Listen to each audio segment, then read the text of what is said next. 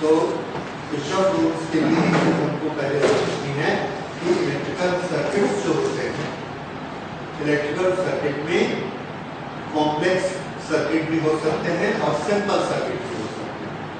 Simple हम किस circuit को कहेंगे? इसको लिखने की जरूरत नहीं है। ये एक सोर्स ऑफ ईएमएफ हमने लगाया, ये एक रेजिस्टेंस साथ में लगा दिया, ये एक सिंपल सर्किट है। यहाँ पर एक कैपेसिटर लगा दिया, it's a simple circuit. Okay, ये सिंपल सर्किट होते हैं। एक ब्रांच ऐसी होती है और उसमें करंट फ्लो करती है। अच्छा, कॉम्प्लेक्स सर्किट देखिए।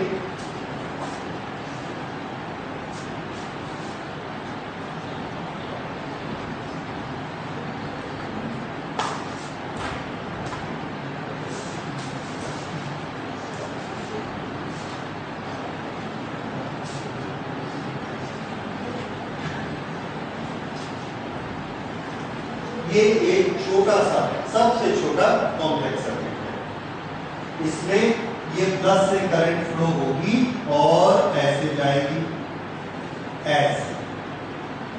ये यहां प्लस है, माइनस है, इस बैटरी के कारण ये करंट ऐसे जाएगी और ऐसे जाएगी। अब इसके कारण यहां पर करंट ऐसे फ्लो होती है, इसके कारण ये करंट यहां पर ऐसे फ्लो होती है। तो अल्टीमेटली इसमें करंट लेफ्ट जाएगी कि राइट जाएगी, दोनों। इसी तरह से इसमें से कितनी करंट जाएगी ये इस सर्किट में भी आता है, इस सर्किट में भी आता है। अगर किसी की पोलैरिटी ऐसी उल्टी कर देंगे तो इसके कारण ऐसे करंट जाएगी और इसके कारण ऐसे उल्टी करंट जाएगी, तो इसमें कितनी करंट जाएगी? इस तरह के जो सर्किट होते हैं those are known as complex circuits. ये बहुत छोटा कॉम्प्लेक्स सर्किट है। कॉम्प्लेक्स सर्किट और बड़े बड़े भी हो सकते हैं। ये इस तरह से यहां से ऐसे बढ़ते चले जाएंगे। फिर यहां पर हमने एक सेल लगा दिया, इस सेल के बाद यहां पर एक सेल लगा हुआ है और यहां पर एक रेजिस्टेंस है। अब हमसे पूछा जा रहा है कि यहां पर कितनी करंट है, इसको बताओ। यहां से यहां, इसके कारण भी इसमें करंट फ्लो हो रही है, इसके कारण ऐसे फ्लो हो रही है, इसके कारण ऐसे फ्लो हो रही है, इसके कारण ऐसे फ्लो हो रही है, ये ऐसे भेजता है।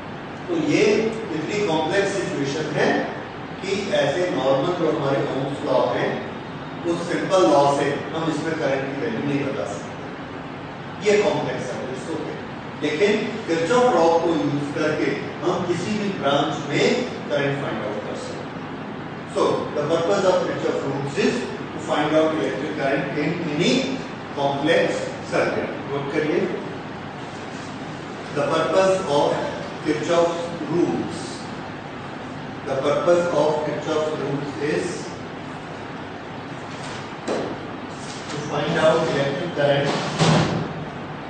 To find out electric current in complex circuits. In complex circuits. Okay.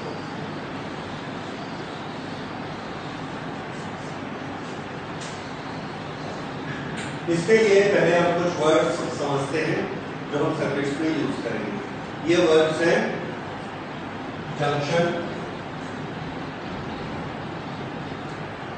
और ब्रांच,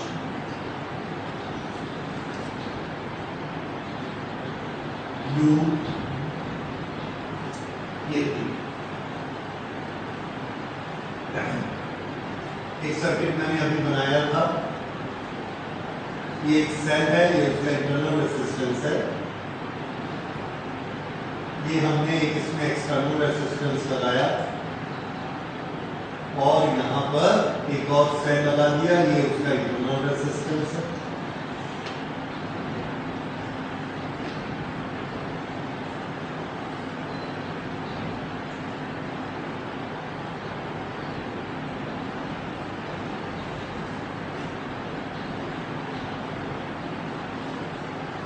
ये इनके डिफरेंट मेंबर्स हैं। अब यहाँ पर हम पहचानते हैं कि हम जंक्शन किसको कहेंगे। जंक्शन एक ऐसा पॉइंट है जिसपे कम से कम 3 तरफ से ब्रांच आकर मिलती है। कितनी तरफ से? मिनिमम 3। तो यहां पर देखिए ए पर ये 1, ये 2 और ये 3। सो ए इज ए जंक्शन। इस पॉइंट को देखिए, ये 1 and 2, only 2, this is not a junction. ये सिर्फ एक टर्निंग है, ठीक है? तो टर्निंग को हम जंक्शन नहीं कहते हैं। कम से कम 3 होना चाहिए, 3 होने चाहिए, 4 होने चाहिए, 10 को 50 को जितने भी, कम से कम 3, तब वो जंक्शन कहलाएगा, ठीक है?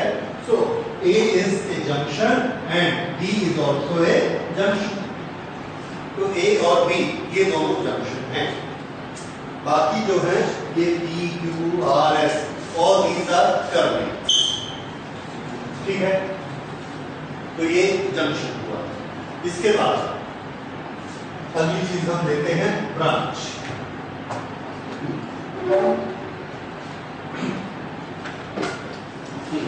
अब देखिए, एक जंक्शन से दूसरे जंक्शन तक जाने का जो रास्ता होगा उसको ब्रांच है। So path from one junction to the next junction.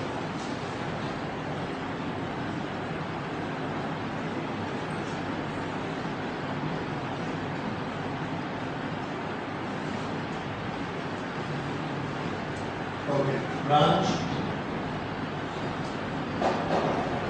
Junction to next junction.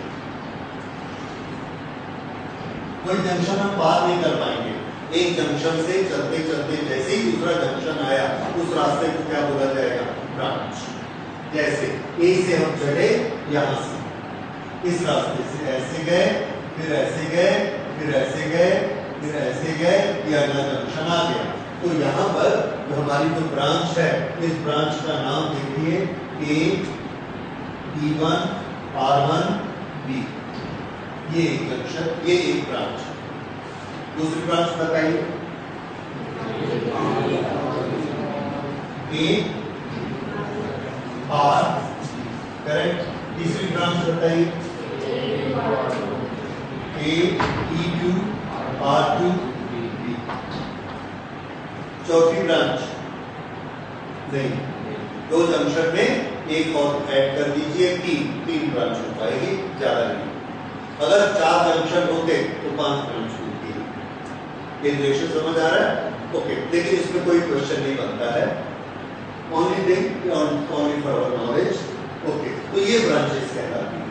Branches के लिए एक रूल हमको याद रखना है। एक ब्रांच में एक पॉइंट पर अगर हमको करंट की वैल्यू मालूम है तो पूरी ब्रांच में उतनी ही करंट होगी। जैसे हमने एक प्रिंसिपल पढ़ा था पिछले साल, कंटिन्यूटी ऑफ फ्लूइड। अगर पानी एक पाइप में बह रहा है तो इस पाइप में अगर 1 सेकंड में 1 बकेट पानी निकलता है तो यहाँ से भी 1 बकेट ही पार हो रहा होगा, वहां से भी 1 बकेट ही पार हो रहा होगा, क्योंकि अगर ऐसा नहीं होगा तो इसमें पानी जाएगा। तो पानी फ्लो हो रहा है, मतलब सब जगह एक जैसा ही फ्लो हो रहा है। पाइप बड़ा हो जाएगा तो धीरे धीरे फ्लो होगा, पाइप छोटा होगा तो जल्दी जल्दी फ्लो हो जाएगा। यही चीज इलेक्ट्रिक करंट के साथ भी है। तो एक ब्रांच में थ्रू आउट करंट की वैल्यू एक जैसी रहती है। Current is same through out branch.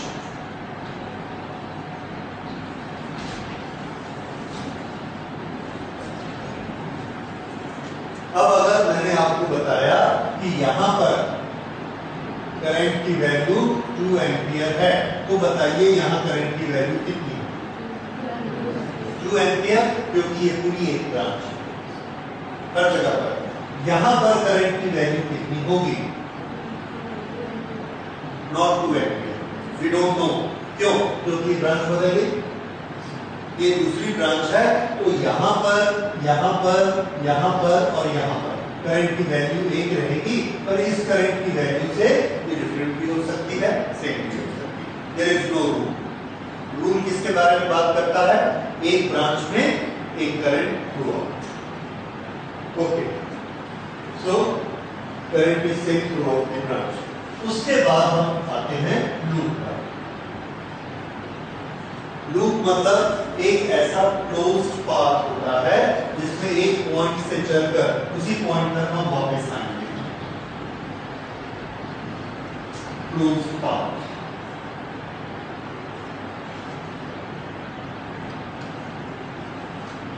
जैसे ए से चले, ए से E1 R1 B ए से चले, ए वापस आ गए।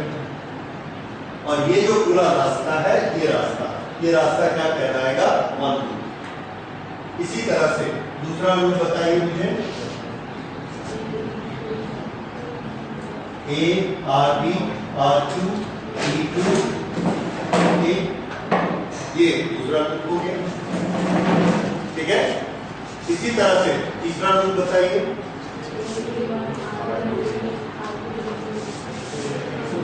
तीसरा लूप ये है,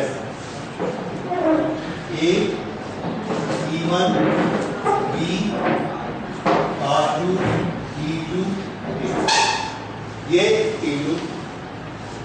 इस तरह से इसमें हम देख रहे 3 लूप हो सकते हैं। तो लूप के लिए कोई जरूरी नहीं है कि यहां से जाकर हमको यहीं से वापस आना है, यहां से भी जा सकते। ये भी एक बड़ा लूप है, ये एक छोटा लूप है। ठीक है। इस तरह से लूप में सिर्फ एक कंडीशन क्या होती है कि जहां से चलना है वहीं पर वापस आना है। तो वो जो रास्ता बनेगा, गोल रास्ता, उसको क्या कहा जाएगा? हमारी मर्जी है, हम किधर का भी रास्ता चुनें। ठीक है। तो ये हो गया लूप। और फिर से जंक्शन क्या होता है?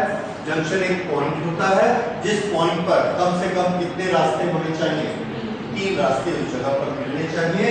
यहाँ पर ए को जंक्शन बोलेंगे और बी को जंक्शन बोलेंगे। ये जंक्शन नहीं है, ये सिर्फ टर्मिनस है।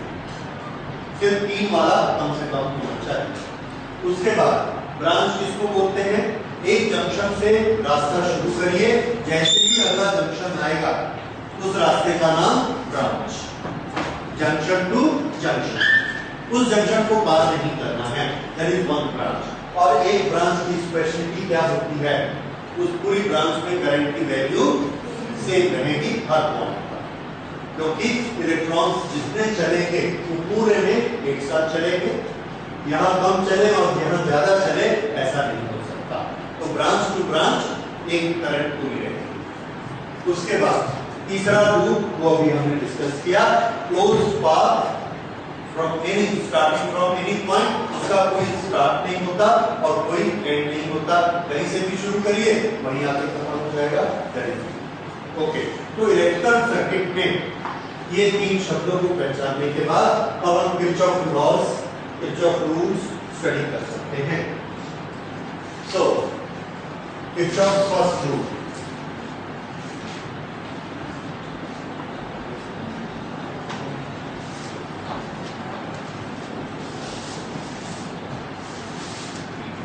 इस रूल का नंबर कौन सा है? फर्स्ट। ये किसके बारे में बात करता है और कहां एप्लीकेबल होता है? ये हमें करंट डिस्ट्रीब्यूशन के बारे में बताता है, इसलिए हमने इसका दूसरा नाम रखा करंट रूल।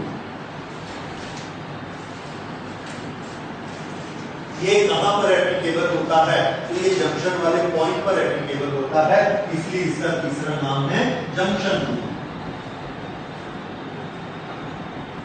तो Kirchhoff's first rule, current rule, junction rule, ये तीनों नाम एक ही रूल के हैं, अलग अलग नहीं है। ओके। अब हम शुरू करते हैं कि ये रूल क्या है। जंक्शन रूल हमको ये बताता है कि कहीं पर भी एक जंक्शन है, इस जंक्शन में बहुत सारी ब्रांचेस आपस में जुड़ी होंगी। किसी में करंट आ रही है, किसी में करंट जा रही है, like this. I1, I2, I3, I4 and I5। देखिए किरचॉफ के जो 2 रूल हैं, उन दोनों रूल में कोई नई चीज हो ऐसा नहीं है। उन्होंने डिफाइन किया है एक ऐसी चीज को जिसको हम लोग जानते हैं, और वो चीज है कंजर्वेशन। कंजर्वेशन का मतलब कोई बहुत साइंटिफिक फिगर नहीं है। आपको अपने पिताजी ने 100 रुपए दिए कि जॉब खर्च करके आओ। ओके। तो आप उसमें से सिनेमा गए, रेस्टोरेंट में खाना खाया, एक कपड़ा खरीदा, कितना खर्च कर लो? 100 रुपए, ठीक है। अगर वो 100 रुपए उन्होंने दिए आपको और आपने पूरा खर्च कर दिया तो टोटल कितना बचा? 0। ये किरचॉफ रूल है कि जितना आपको मिलेगा उतना आप खर्च कर लो, बस।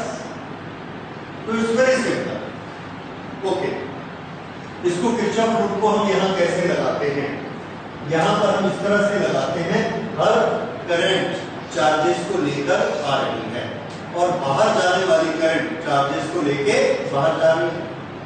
So all the current which is coming inside bringing the charges and all the current going out is taking out the charges, then the net charges at a junction will not change. Okay? Junction के पास net charge होते कितने? Answer है 0। इसका ये मतलब होता है कि इसके पास जितने चार्जेस आएंगे उतने ही चार्जेस यहां से चले जाएंगे। अगर इसको 100 चार्ज मिलता है तो ये 100 चार्ज को ही बाहर भेजता है, 200 नहीं भेज सकता, 100 कहां से लाएगा? और 100 चार्जेस अगर आते हैं तो उसमें से 60 को बाहर भेज दे तो 40 को रखने की जगह नहीं है इसके पास। इसलिए रूल क्या बना? जितना आएगा उतना ही जाएगा, ठीक है। अब आने वाले को मान लो प्लस और जाने वाले को मान लो माइनस, दोनों का सम करेंगे तो हमेशा कितना होगा? 0। That is Kirchhoff rule। उसको थोड़ा हमने साइंटिफिक लैंग्वेज बना दी। साइंटिफिक लैंग्वेज इस तरह से बनाई that sum of all the currents at a junction is 0। Sum of all the currents at a junction is 0। अब sum 0 कैसे हो सकता है? उसका एक ही तरीका है कि कुछ उसमें पॉजिटिव हो और कुछ नेगेटिव हो। तो करंट का पॉजिटिव नेगेटिव हमने डिसाइड किया। किस तरह से डिसाइड किया? All the currents which are coming into the junction is positive and going out from the junction is negative. Okay, so अब इसको हम लोग लिख लेते हैं।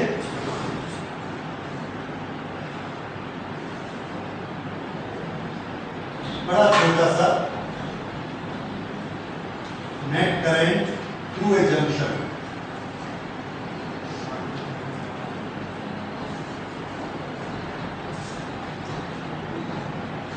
is 0 बस। और सम ऑफ ऑल द करंट्स भी लिख सकते हैं, उसको नेट करंट भी लिख सकते हैं। और इसका मैथमेटिकल एक्सप्रेशन है sum of all the currents at a junction is 0।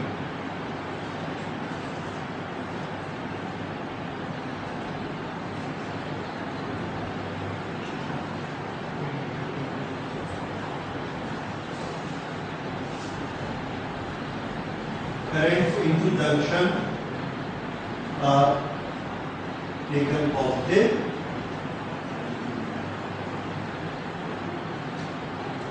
currents moving out of junction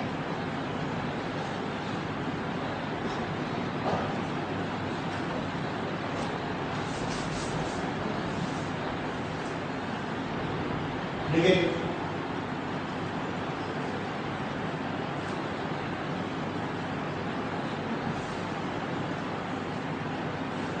इसी को हमने वर्ड्स बदल दिए, वर्ड्स बदल के और ज्यादा कन्वीनियंट और बोलचाल की भाषा में लिया है।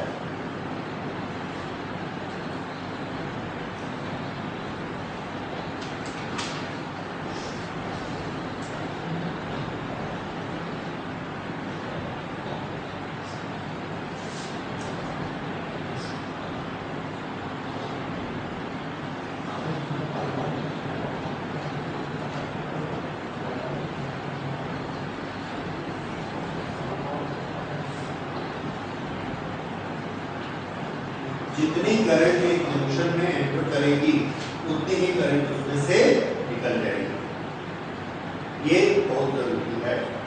अब अगर ऐसा है तो ऊपर जो मैंने एक जंक्शन बनाया है इसमें बताइए, ये मैंने एक इक्वल लगाया, इधर लिखते हैं अंदर आने वाली करंट और इधर लिखते हैं बाहर जाने वाली करंट और बीच में इक्वल। बताइए इधर कौन और उधर कौन?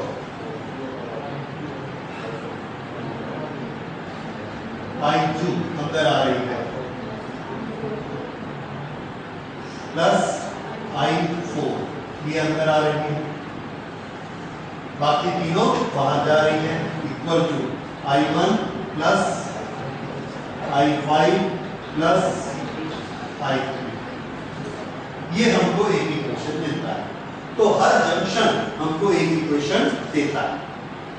किरचॉफ रूल में ये याद रखिए, हर जंक्शन पर एक इक्वेशन हमको मिलता है, और अगर उसमें कोई अननोन क्वांटिटी है तो हम उसको कैलकुलेट कर सकते हैं इस तरह से। ठीक है, okay. I will see there is this simple. ये छोटा सा एग्जांपल देखिए, कितने जंक्शन हैं यहाँ? यस, कितने? तीन। कौन कौन से? पॉइंट P, पॉइंट Q और पॉइंट S। ओके, अब इस I की वैल्यू बताइए।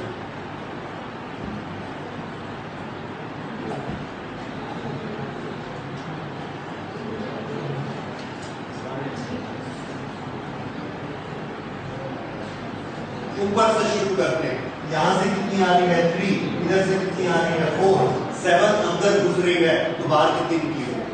7। तो ये वाली करंट आपको पता है कितनी? 7 यहां से ऐसे निकली, ये यहां तक 7 आई, उस 7 में से इधर कितनी चली गई? तो नीचे कितनी आई होगी?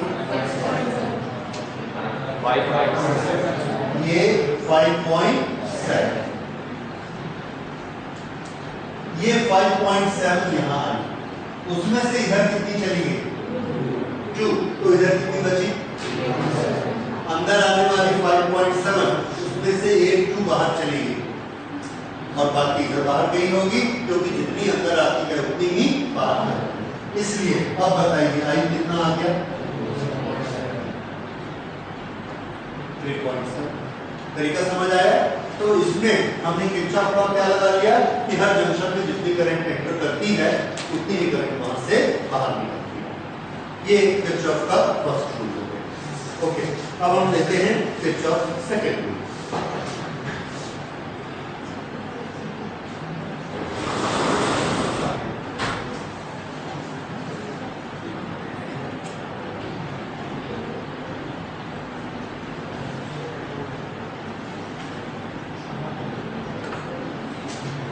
किरचॉफ सेकंड रूल, ये सेकंड रूल किसके बारे में बात करता है? तो आंसर है ये पोटेंशियल डिफरेंस के बारे में बात करता है। तो इसको हम बोलेंगे, जैसे उसका नाम क्या था? फर्स्ट रूल करंट रूल, तो इसका नाम पोटेंशियल रूल। वो कहां लगता था? जंक्शन पर, तो उसका जंक्शन रूल था, और ये लगेगा लूप में, तो इसका नाम लूप रूल। तो ये इसके 3 नाम हो गए, सेकंड रूल, पोटेंशियल रूल या लूप रूल। ओके, फिर से उसी सर्किट को मैं ड्रॉ करता हूं यहां पे, so that we will come to know about the loops.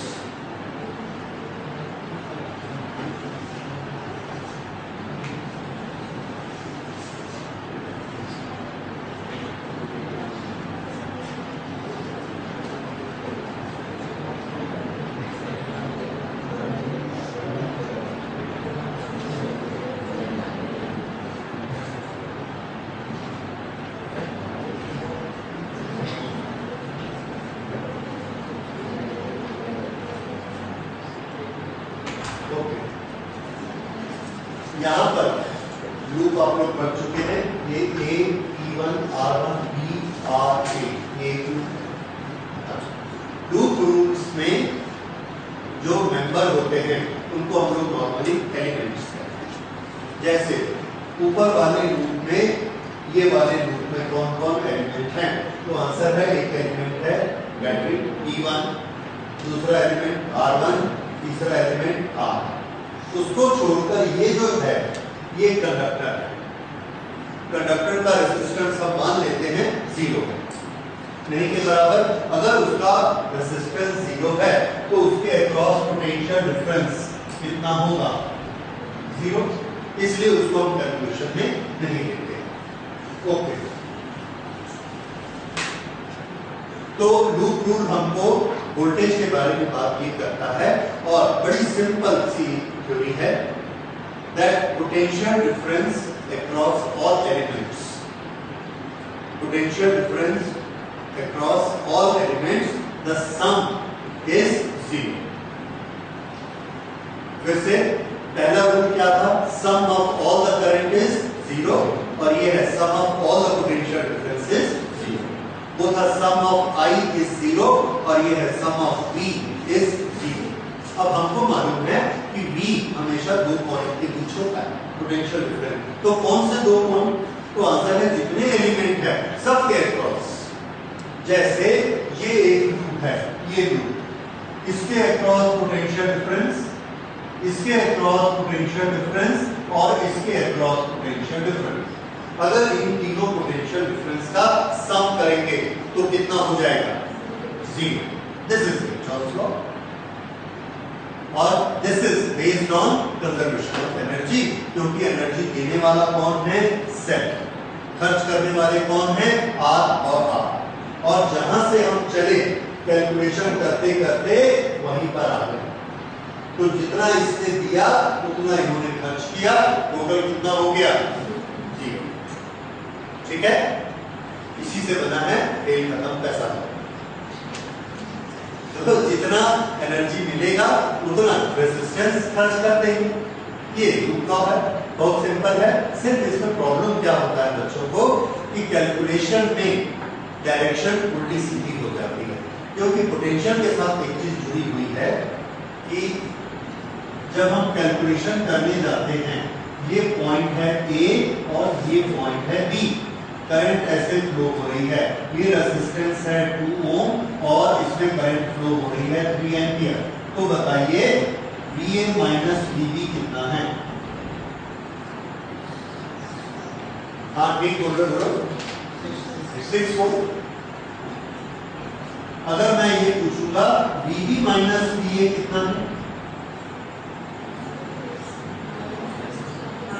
-6 volt, क्योंकि VA और VB में हायर पोटेंशियल पर कौन है, कैसे पता, current always flows from higher potential to lower, इसलिए A हायर पोटेंशियल पर है, B लोअर पर है। तो जब हम A माइनस B करेंगे तो आंसर कैसा आएगा, प्लस, और जब VB माइनस VA करेंगे तो आंसर कैसा आएगा, माइनस। ये कैलकुलेशन में कोई अंतर नहीं, ये कैलकुलेशन हमेशा हमको किससे मिलेगी, I टू R से, लेकिन ये तो प्लस माइनस है, यही परेशान करता है।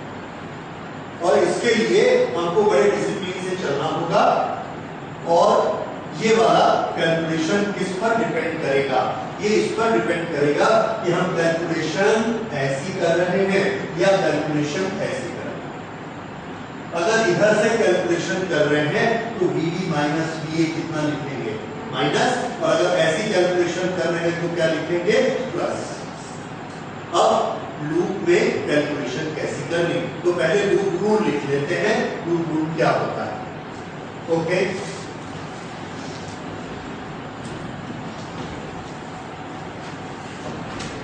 The sum of potential difference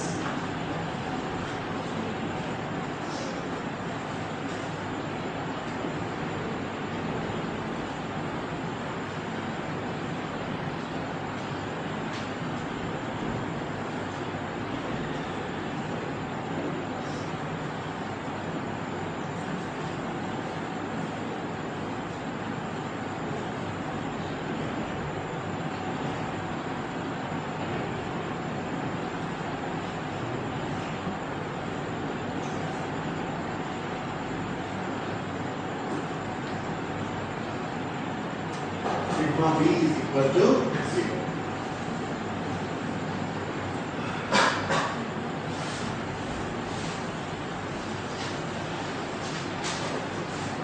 okay, अब इसमें ये जो चीज हमने पढ़ी थी, इसको बकायदा लिखने के फॉर्म में मैं लिखता हूं, आप लोग इसको याद रखने के लिए नोट करिए।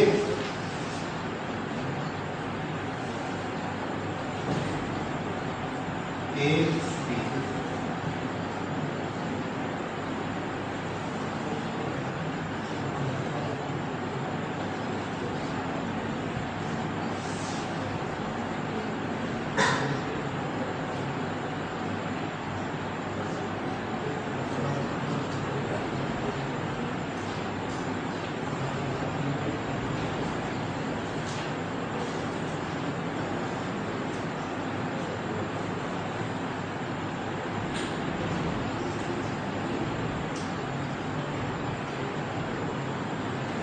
VA minus VB। अब देखिए A लोअर पोटेंशियल पर है और B हायर पोटेंशियल, तो VA माइनस VB कैसा होगा? माइनस।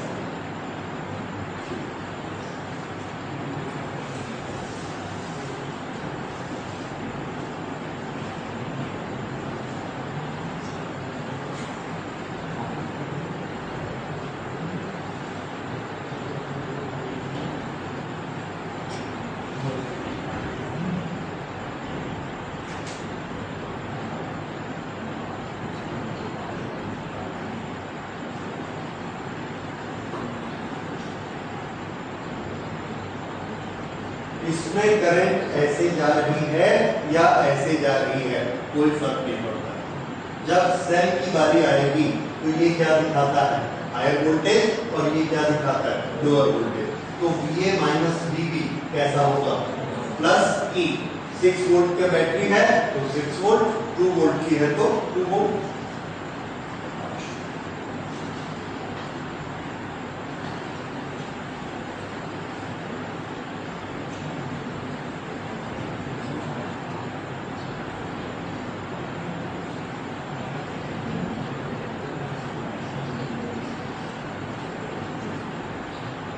करंट ऐसी हो या ऐसी, VA minus VB is always equal to minus.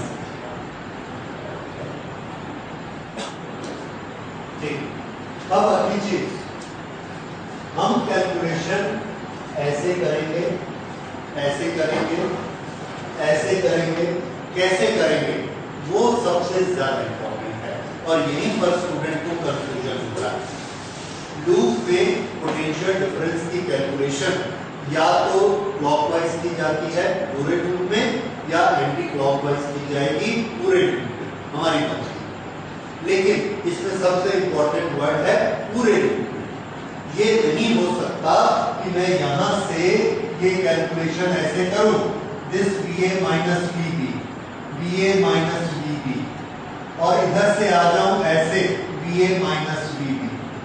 This is a wrong calculation, क्योंकि यहां से मैं चला क्लॉकवाइज, यहां से चला anti clockwise. This is not permitted. अगर मुझे VA minus VB potential difference की कैलकुलेट सभी एलिमेंट्स की करनी है तो सब में मुझे डायरेक्शन कैसी रखनी चाहिए? एक जैसी, या तो पूरे लूप में क्लॉकवाइज चले या पूरे लूप में एंटी क्लॉकवाइज चले। अगर मैं क्लॉकवाइज चलूंगा तो मेरे लिए ए बी कहां है? तो आंसर है ये है ए, ये है बी, ये है ए, ये है बी। और फिर जब यहां आऊंगा तो ये क्या है? ए, और ये क्या है? अगर मैं यहां से इस लूप में चला गया इस रास्ते में तो ये पॉइंट का नाम ए, इसका नाम बी, फिर इसका नाम ए, इसका नाम बी। हमेशा पहले कौन आएगा? ए, बाद में कौन आएगा? बी। और पूरे लूप में मुझे अपना क्लॉकवाइज या एंटी क्लॉकवाइज रोटेशन चेंज करना परमिट नहीं। यहीं पे गड़बड़ होती है कि इसको इधर से कैलकुलेट कर लो, इसको इधर से कैलकुलेट कर लो और यहां पहुंच जाओ। That is wrong.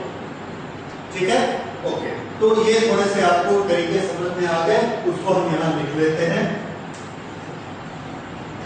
Calculation to be done for entire loop in only one manner,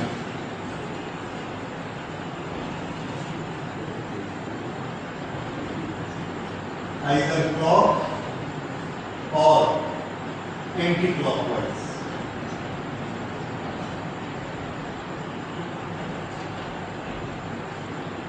Either clock or anti-clockwise.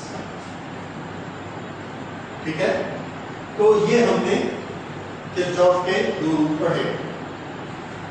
इन दोनों पर एक क्वेश्चन है कि उसने ये रूल किस फंडामेंटल प्रिंसिपल पर बनाया। ये है बी वर्क डन। एक लूप से एक पॉइंट से चलकर उसी पॉइंट तक आए, नेट डिस्प्लेसमेंट क्या होता है? Zero. Net work done zero. How much is the change in energy? No change in energy. This is law of conservation of energy. तो ये इस पर बेस्ड है, based on principle of conservation of energy। तो इसको हमने लिख लिया Kirchhoff second rule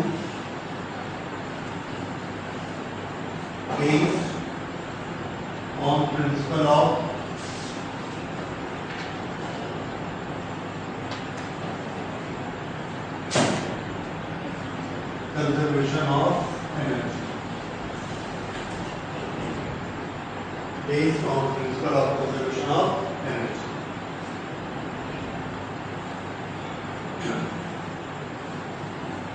okay,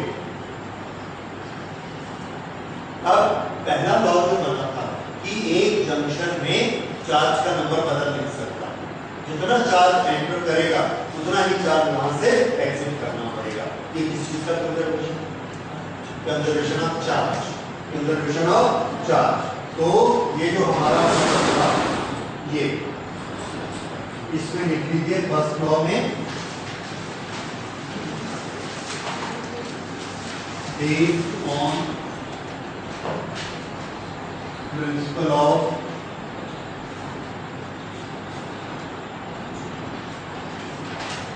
conservation of charges, based on the principle of conservation of charges, ये फर्स्ट रूल, ठीक है। तो ये भी बार बार क्वेश्चन में आता है।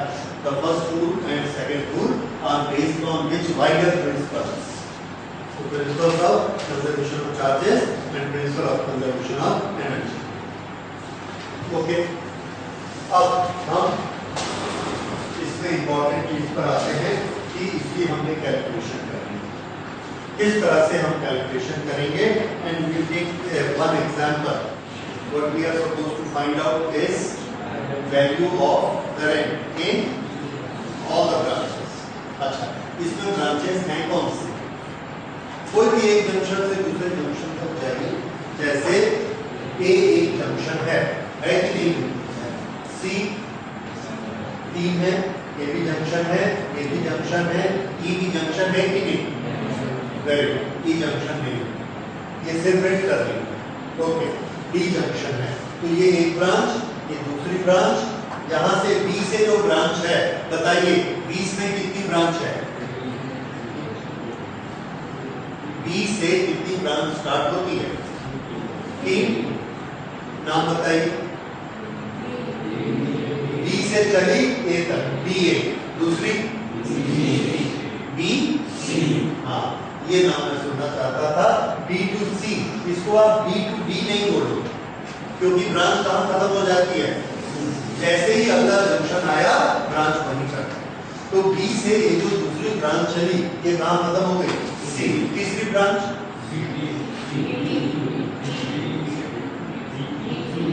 बी खत्म हुई क्या? बी ई डी, ये तीसरी ब्रांच। समझ आया?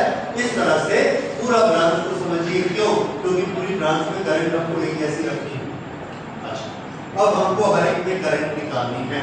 तो हर एक में करंट निकालने के लिए पहले हम उस करंट की एक अलजेब्रिक वैल्यू मान लेते हैं, जैसे x y z मानते हैं और फिर x y z की वैल्यू निकालते हैं। वैसे हम इसमें भी current I1 I2 I3 I4 ऐसा हर ब्रांच में मानते जाएंगे और लास्ट में उनकी वैल्यू निकालेंगे। I1 I2 I3 की क्या वैल्यू आती है? ओके, तो ऐसा शुरू करते हैं। कोई भी एक ब्रांच पकड़ के हम लोग सब लोग अलग अलग कर सकते हैं। फिलहाल हम लोग सब मिलकर इसको स्थिर करते हैं, क्योंकि बाद में जब इक्वेशन बनेंगे तो आप एक दूसरे से अपना इक्वेशन मिला सकते हैं। ओके, स्टार्ट करते हैं। तो सबका अपना अलग अलग तरीका रहता है, हर राइटर का अपना अलग अलग तरीका रहता है। मेरे को ये तरीका पसंद आता है कि जहां पर बैटरी लगी है वहां के प्लस से आप एक करंट निकाल लीजिए। कोई ना कोई तो स्टार्टिंग पॉइंट चाहिए, तो हम ऐसा करते हैं, ये 10 वोल्ट की जो बड़ी बैटरी है इसके प्लस से एक करंट निकालते हैं और इसका नाम देते हैं I1। अब ये बताइए ये करंट कहां तक I1 बनते बनते जाती है? एक। उसके बाद जंक्शन आ गया, जंक्शन में उसका प्लस माइनस होगा ही होगा। ओके, तो हमने ये मान लिया कि I1 यहां तक आई है, यहां से उसका एक यहां पर एंटर कर रही है और बाहर निकलने के 2 रास्ते, कुछ यहां से जाएगी और कुछ यहां से जाएगी। मान लो यहां से करंट चली गई I2 और यहां से करंट गई I3, तो हमारा इक्वेशन क्या बना? बना। लेकिन इस अलजेब्रिक इक्वेशन में कितने अननोन हो गए? I1 I2 I3, तो हमको 3 वैल्यू निकालनी पड़ेगी। इस इसकी जगह मैं ये प्रेफर करूंगा कि आप एक सॉल्यूशन तो यही निकाल लीजिए। कैसे? अगर यहां से I1 करंट आई और यहां पर I2 गई, तो इसको I3 ना लिख के हम लिख देते हैं I1 माइनस I2। पहले हम क्या लिख रहे थे? I1 इज इक्वल टू, ये लिख रहे थे, तो I3 किसके बराबर हुई? I1 minus I2, I1 minus I2। अब हमारे पास अननोन कितने हैं? दो, I1 और I2, हमको दो ही निकालना, तो हमारा मैथमेटिक्स छोटा है। इसलिए ये तरीका अपनाने से अननोन क्वांटिटीज कम हो जाएंगी। Otherwise I1, I2, I3, I4, I5, I6 बहुत, और सबको सॉल्व करने में बहुत लंबी जगह लगेगी, कॉम्प्लिकेशन ज्यादा होंगे। तो हमने इस तरह से लिया, यहां से I1 माइनस I2 के यहाँ तक गए, यहां तक पहुंच गए। ये direction,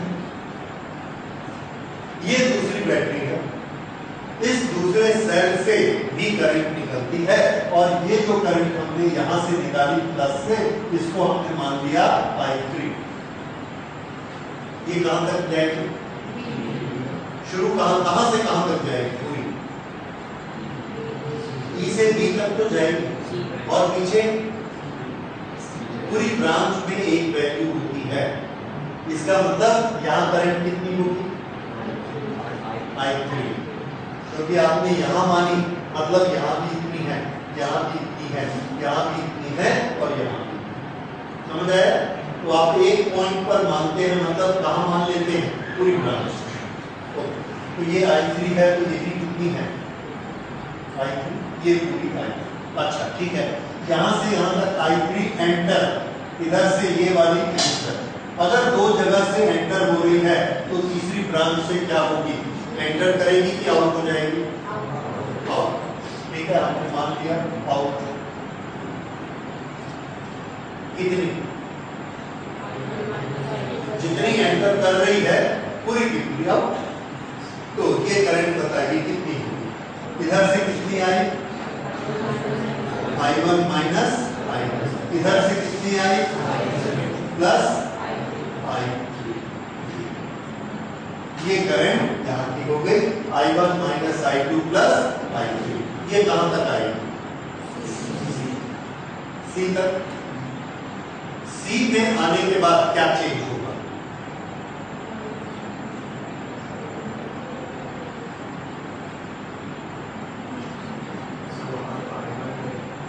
very good, very good. आप लोग एक चीज मिस कर रहे हो, हमने I1 मैंने यहां मानी थी, अगर यहां I1 मानी है तो ब्रांच कहां से कहां तक है? बोलो। A से C, पूरी ब्रांच है, तो हर जगह पर कितनी है? I1। इसलिए यहां भी कितनी है? यहां भी कितनी? हाँ, तो आपको ऑलरेडी मालूम है कि यहां से कितनी करंट बाहर जा रही है? I1। आप कितनी रेडी है? I1 minus I2 plus I3। इसमें से इधर कितनी चली गई? बाकी बची हुई नीचे कितनी बच गई बताओ?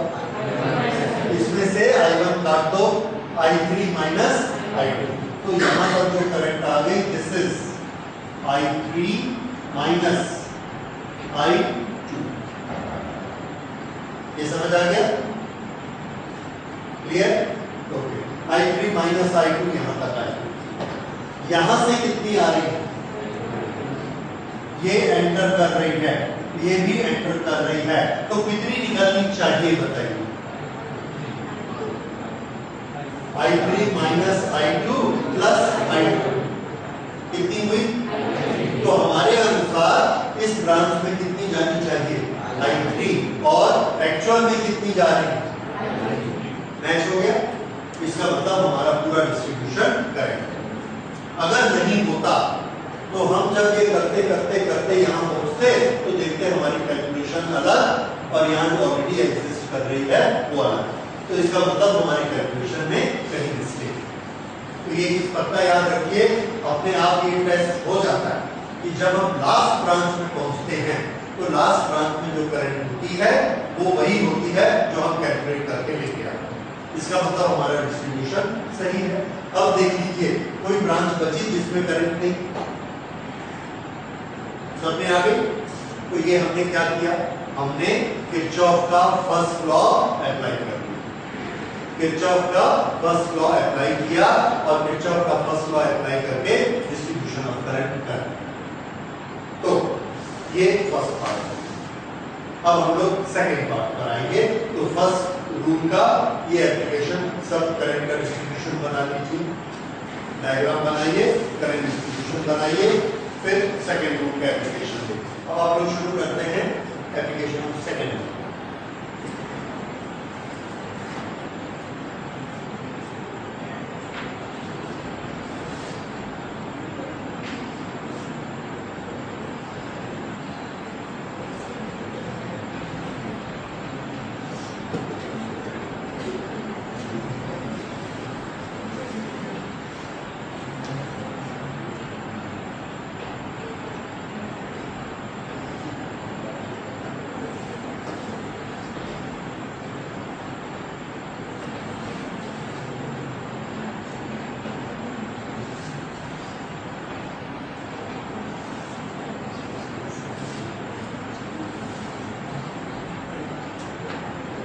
ओके, अब किरचॉफ के सेकंड लॉ को यूज करके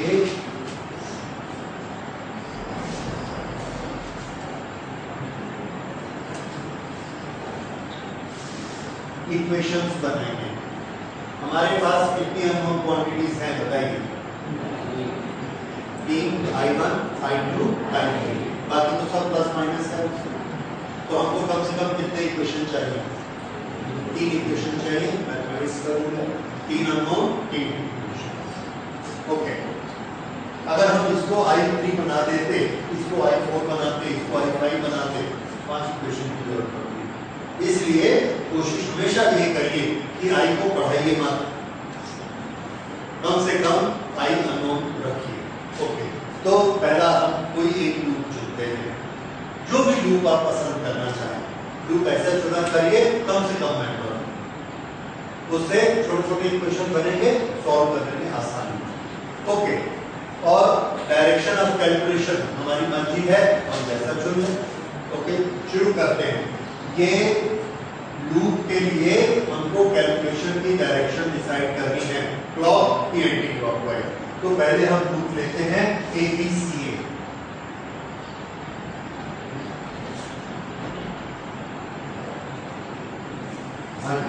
ABCA लिखा सबको? ABCA में कैसी कैलकुलेशन करना चाहिए? क्लॉकवाइज की एंटी क्लॉकवाइज? कोई नियम नहीं है, कोई कन्वीनियंस है। हमको ऐसी डायरेक्शन लेनी चाहिए जिसमें हमको ज्यादा से ज्यादा करंट पॉजिटिव हो, हम भी करंट के साथ साथ तैरते हुए जाएं, आसानी हो। तो यहाँ पर देखिए करंट ऐसी गई, ये करंट ऐसी आई, ये करंट ऐसी गई, तो हम भी अपनी कैलकुलेशन ऐसी करते हैं। तो यहाँ पर हम अपनी कैलकुलेशन ऐसी करें। ये लूप सब लगा लीजिए, दिस इज व्हाट क्लॉकवाइज। तो हमको ये याद रहेगा, एग्जामिनर को दिख जाएगा कि हमने कैलकुलेशन कैसी की है, क्लॉकवाइज। ओके, ए से शुरू करते हैं। ए से चले, पहले एलिमेंट हमको कौन सा मिला? 4 ओम। 4 ओम के अक्रॉस पोटेंशियल डिफरेंस बताइए। ए किधर आएगा? VA माइनस VB, प्लस होगा कि माइनस? पहले कोई फैसला करो, क्या होगा? ये सब तो समझ आया। जब हम करंट के साथ जाते हैं तो पहले हायर पोटेंशियल आता है, फिर लोअर आता है, इसलिए VA माइनस VB की वैल्यू पॉजिटिव आएगी। So this is plus, plus लिखने की जरूरत नहीं है। अब बताइए वोल्टेज क्या होती है? I into R, so I will write it I1 minus I2 multiplied by 4। ठीक है? ओके, ऐसा लिखने में ठीक नहीं दिखता, so we will write 4 first।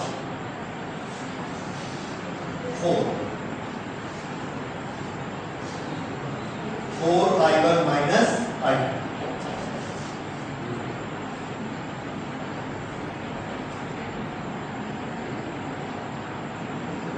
I1 minus I2, ये एक हो गया। अब यहां से इधर मुड़े, ये दूसरा एलिमेंट आ गया, इसमें वैल्यू कितनी है? 2। ओके, पहले बताइए पोटेंशियल डिफरेंस यहां से यहां पॉजिटिव आएगा कि नेगेटिव? पॉजिटिव, इसलिए प्लस। रेजिस्टेंस की वैल्यू 2, करंट की value I1 minus I2 plus I3। ये हो गया, यहां पहुंचे। यहां से फिर हम इधर बोले। जब हम ऐसा बोलते हैं तो अभी भी करंट के साथ ही, अगर करंट के साथ है तो तीसरा एलिमेंट हमको कौन मिला रास्ते में? 1 ओम। ओके, इसके अक्रॉस पोटेंशियल डिफरेंस बोलिए, प्लस की माइनस? प्लस। प्लस कितना? 1 और करंट की वैल्यू I1। ओके, इसका पोटेंशियल डिफरेंस। और उसके बाद ये अगला एलिमेंट मिला यहां से यहां, इसका पोटेंशियल डिफरेंस बताइए। VA माइनस VB माइनस, क्योंकि पहले माइनस आ रहा है फिर प्लस आ रहा है। ओके, तो इसको माइनस माइनस कितना वोल्ट है वो?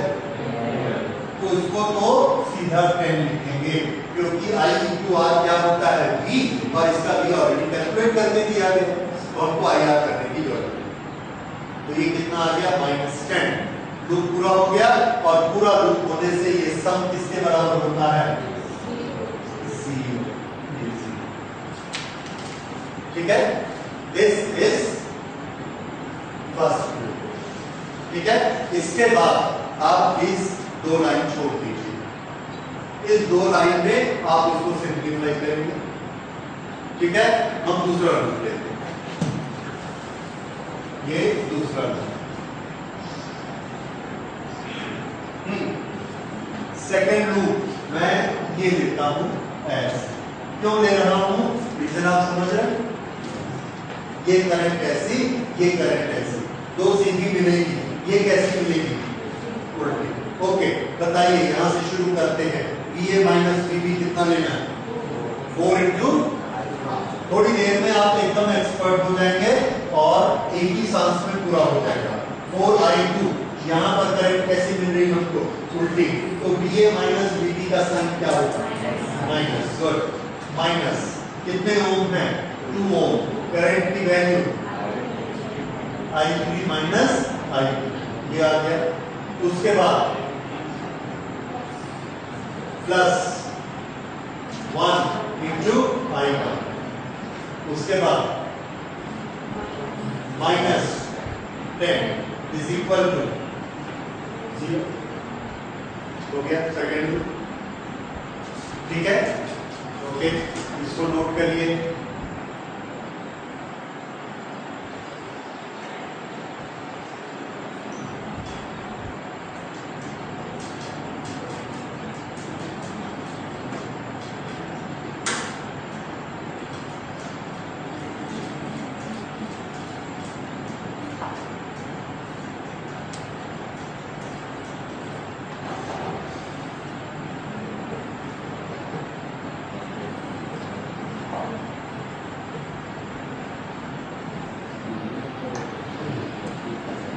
लिख लिया।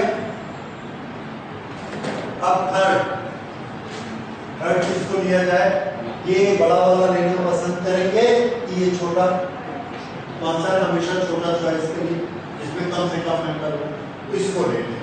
कैसा लेना चाहेंगे? क्लॉक की एंटी क्लॉक? बोलो।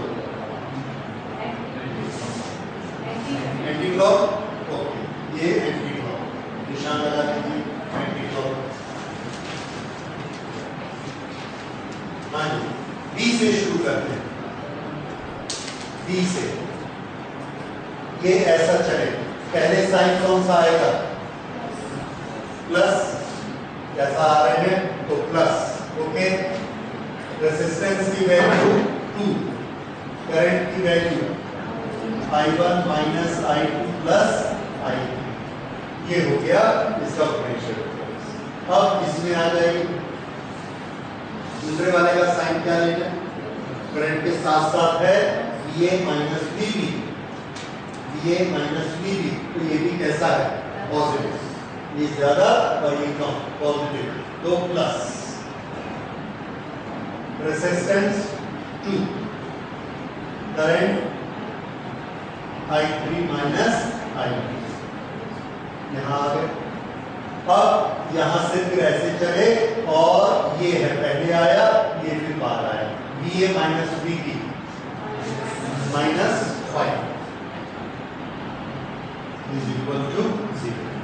ठीक है, अब ये तीन मेन इक्वेशन आपको मिले, इन सब को ओपन करिए, ओपन करके लास्ट में लेके आइए इज इक्वल टू वोल्टेज इस तरफ, यानी ये जो नंबर है ये इधर ले आइए 10।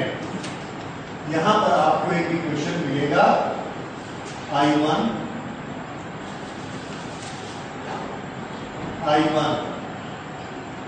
I2 I3 is equal to 10। ठीक है, प्लस माइनस, वैसे ही यहां भी मिलेगा, वैसे ही यहां भी। तीनों को सिंप्लीफाई करके I1 I2 I3 के तीन इक्वेशन बना के बताइए, सबके एक जैसे आते हैं। ओके, तो फर्स्ट और सेकंड को ऐड करके देखिए, डायरेक्ट I1 की वैल्यू आ रही है।